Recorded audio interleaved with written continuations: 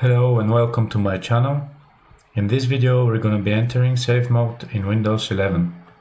Let's begin. First press the start button and type advanced startup. Click here. Now under recovery options, find advanced startup and click on restart now. Press here.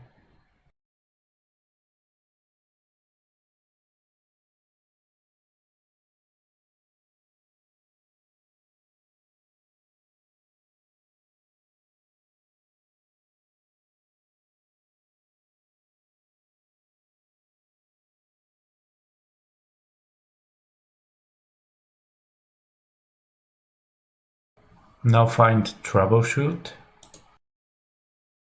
Go to advanced options, startup settings, and click restart.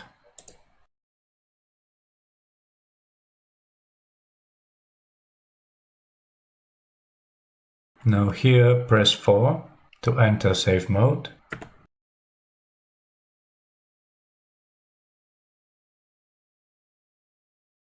And that's it.